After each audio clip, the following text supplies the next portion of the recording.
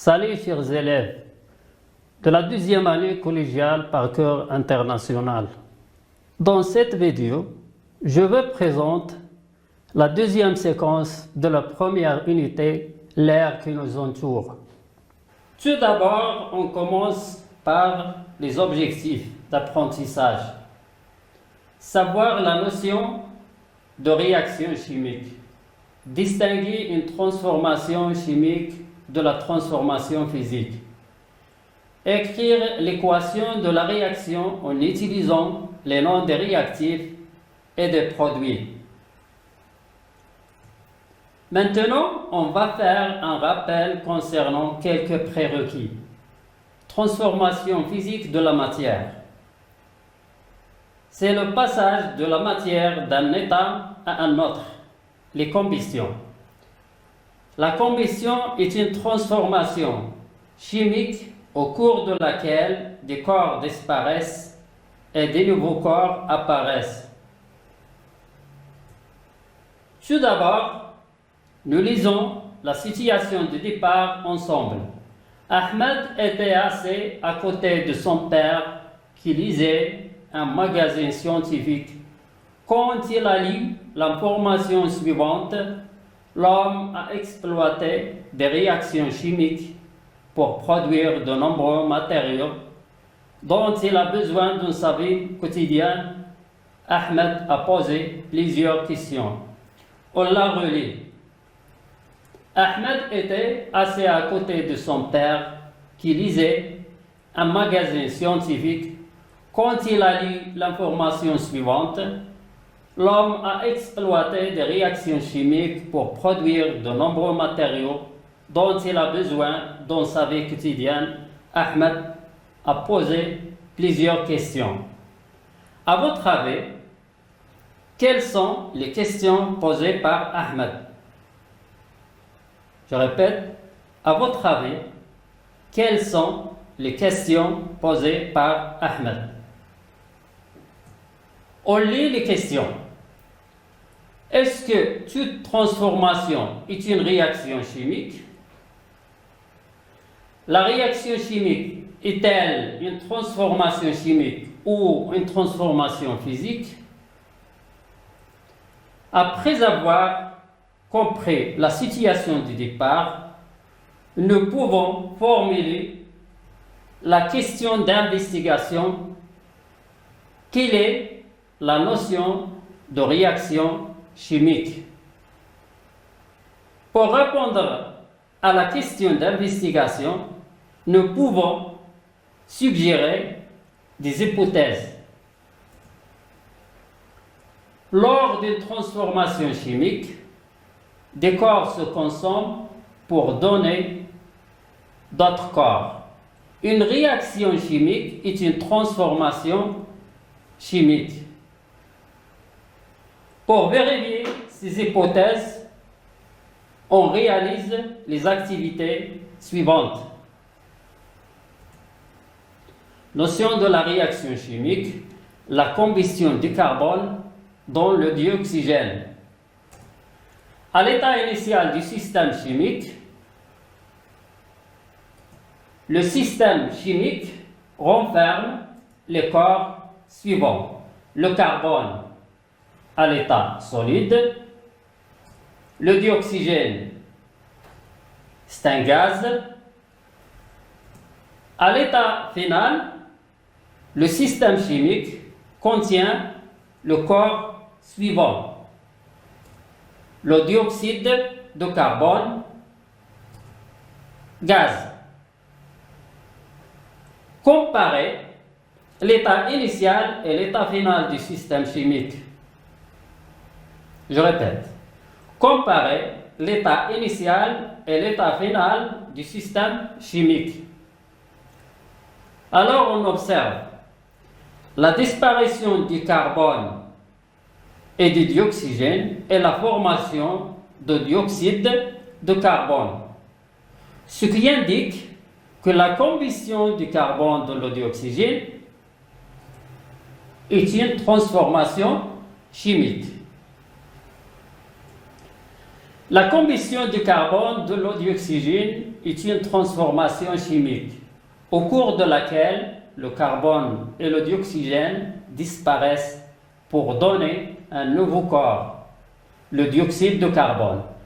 Cette transformation est appelée une réaction chimique. La réaction chimique modélise la transformation chimique. Pour écrire le bilan littéral de cette réaction chimique, on écrit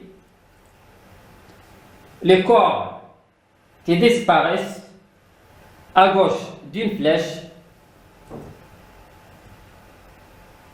Le carbone réagit avec le dioxygène pour donner le dioxyde de carbone. Le carbone et le dioxygène appelés les réactifs et le corps, lors de la transformation chimique, le corps qui apparaissent appelés les produits.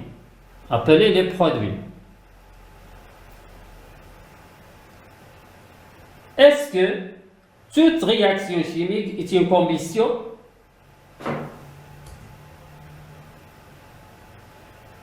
Est-ce que toute réaction chimique est une combustion?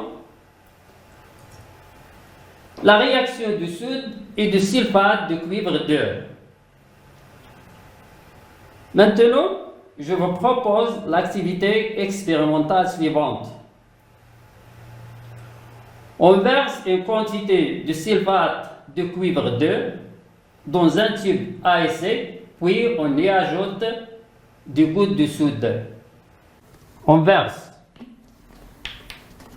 une quantité de sulfate de cuivre 2 dans un tube à essai. Puis, on ajoute une quantité de la solution de soude. Notez les observations.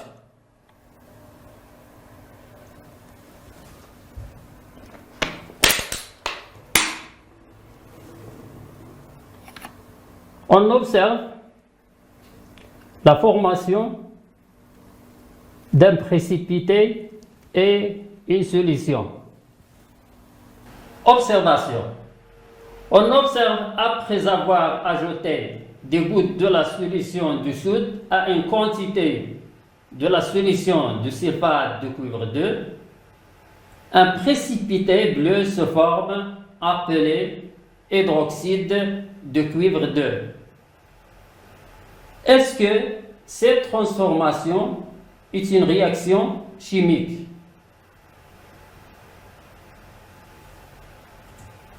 Conclusion. La formation de l'hydroxyde de cuivre 2 indique que la solution du soude a réagi avec la solution de sulfate de cuivre 2. Est-ce que cette réaction chimique est une combustion? Cette réaction chimique n'est pas une combustion. Transformation physique et transformation chimique. On a déjà vu que lors d'une transformation chimique, des corps se consomment appelés réactifs pour donner d'autres corps appelés produits. Mais que se passe-t-il lors d'une transformation physique? La glace est de l'eau à l'état solide.